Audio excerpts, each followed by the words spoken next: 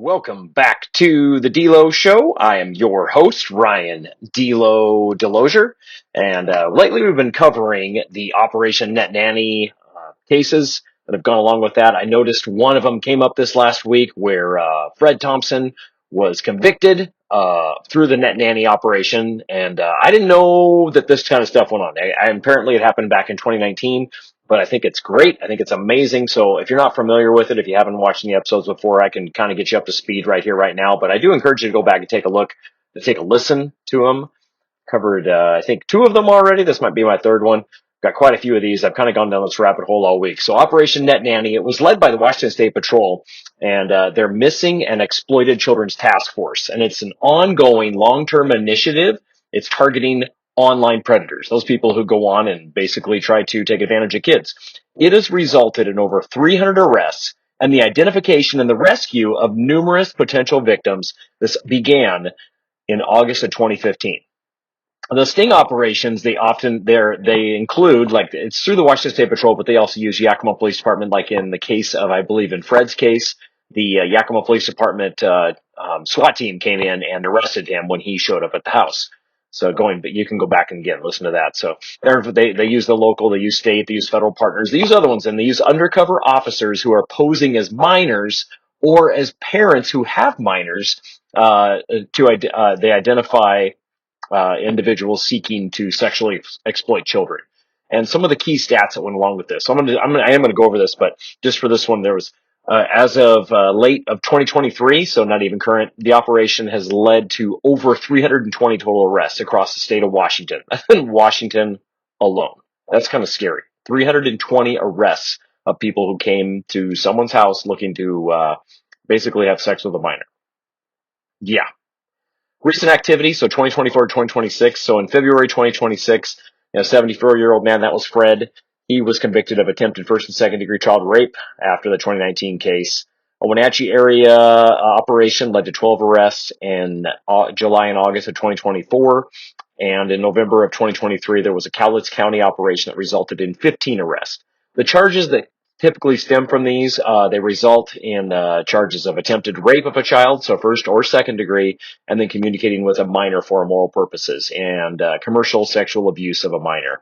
The conviction rates on these, the cases from these things have high conviction rates, with many defendants pleading guilty to the felonies, resulting in multi-year prison sentences. So I wanted to go through just some of these right here and kind of, go through these cases. So I mean, like Fred, who I talked about before.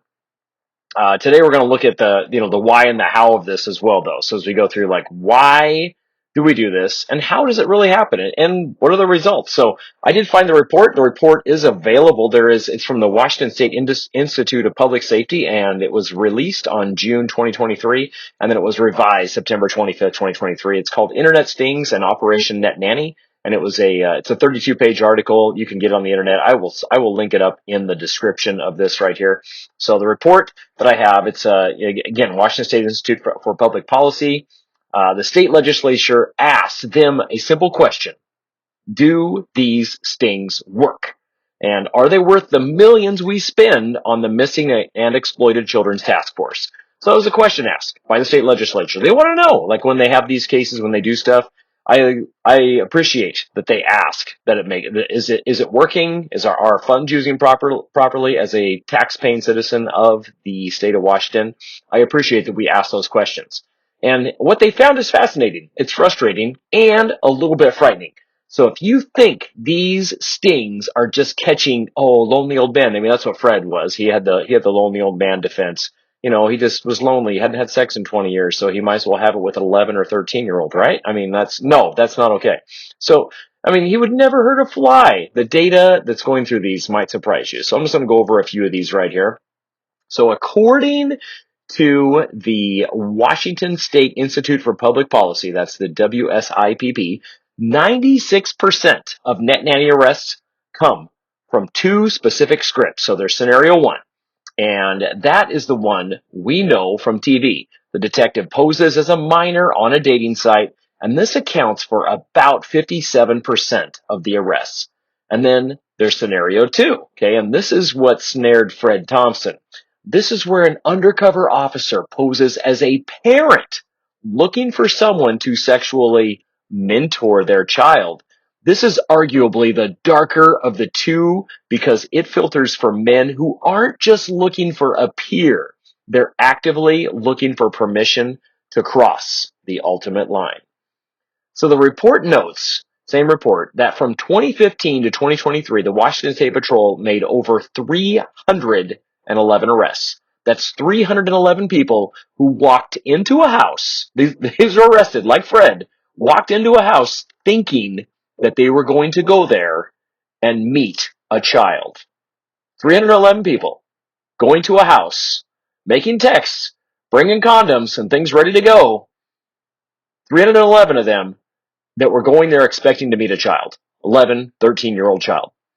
Okay, the biggest question that WSIPP had to this was, are these guys different from the real child molesters? Okay, the real ones, the ones who actually molested children. These were 311 guys who went to a house and didn't molest a child because the police were there instead of a child. Just think about that. These are 311 kids, holy cow, that did not get molested. And we actually got someone off. I mean, how many times could this have been repeated?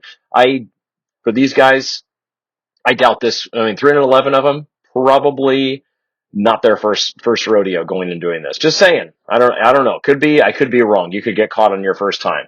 That's a lot of people. So their question, what the WSIPP was wondering is, are these guys different from they say real child molesters? Are the ones who are out there that have actually molested children? We'll go with that, who have gotten caught doing it. And the critics often say these things catch people who would have never have the guts to do it in real life. They showed up though. They went to the house. They bought stuff. They bought the tools that were necessary to be able to do what they were texting and planning to do. They brought that with them, but they wouldn't have the guts to do it. And I regress. All right. So, but the research says otherwise. So, WSIPP compared Net Nanny defendants to those convicted through traditional police tactics, meaning cases with real victims, not the ones where there's 311 of them that go to the house and the police is there. No, with real victims. Okay, they looked at demographics, they looked at age, looked at criminal history.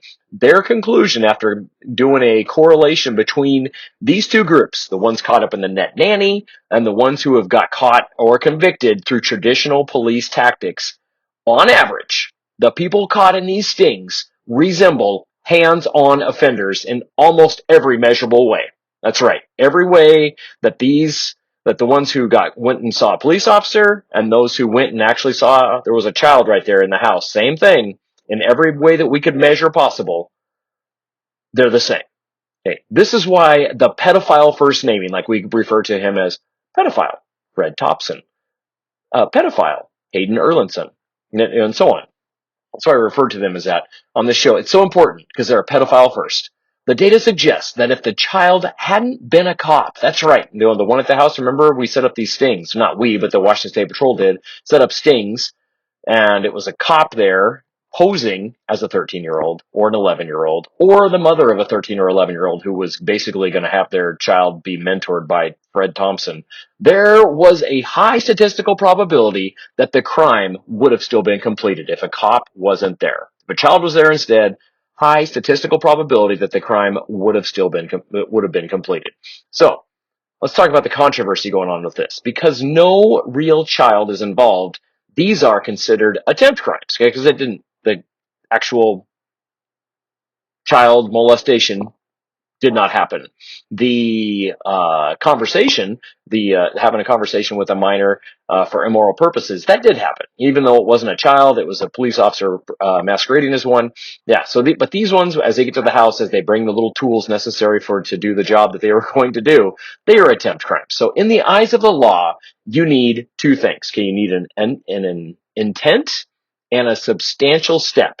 So driving to the house with condoms is that substantial step that be able to go in that. It's not just like, oh, well, I was going to help them with something. Or there was one, Hayden Erlinson said he wanted to go play laser tag with him instead.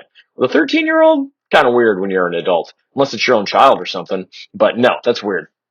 However, there is a push right now in the state legislature, Senate Bill 5312, and if it passes, it would reduce the sex offender registration for these men from 10 years down to 5. I was just mind blown that they only have to register for 10. I mean, I would think this is a lifetime thing. These people are pedophiles. They are sex offenders. Even though they didn't do it, they were going to. They were prepared to go do what they were prepared to offend. They're pedophiles. And so it would end lifetime community supervision.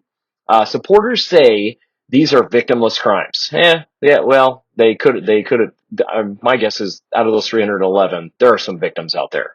Critics, including many prosecutors here in Yakima, say that it's like giving a bank robber a light sentence just because, if you go to the bank and you go to rob it, like I don't know, it used to be glorified to be able to do that. If you go there and then all of a sudden you break in, get your crowbar out, you pull the safe open, you went after hours, so let's just go with that. And you open it up and there's no money in there. And then you go outside and the police are there and they arrest you. You still went in to rob the bank. Okay. You're still going to go to jail for bank robbery. Just because there's no money there, you still had the intent to do the crime. The WSIPP report also admits that research on whether these stings actually deter crime is limited.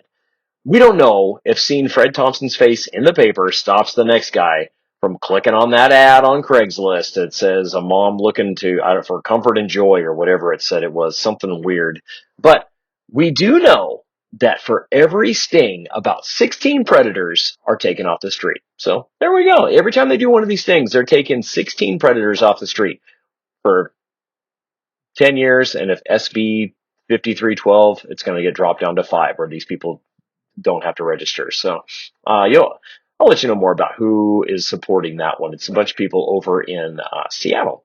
So whether it's the lonely man defense or the kink or role play defense we saw in Hayden Erlinson's case, the research points to one truth: intent. It's a powerful predictor of action.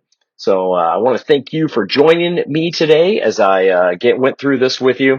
Just some of the things that are interesting to me. I found this document a great document, lots of great facts in it.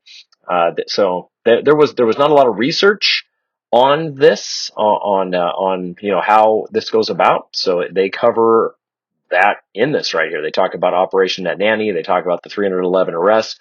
And I will link that up in the description, so you can go ahead and go take a look at that actual document. You can see the one that was released from the Washington State Institute for Public Safety, and we'll go from there. So thanks again for listening this far. If you like what you're hearing, go ahead and follow, subscribe, so I can keep this stuff coming up in your feed, and I'll keep cranking it out because this is fun for me. So I enjoy doing this. I enjoy the research. If you enjoy listening to it, well, it's just like a bonus. So, all right. Hey, have a great day.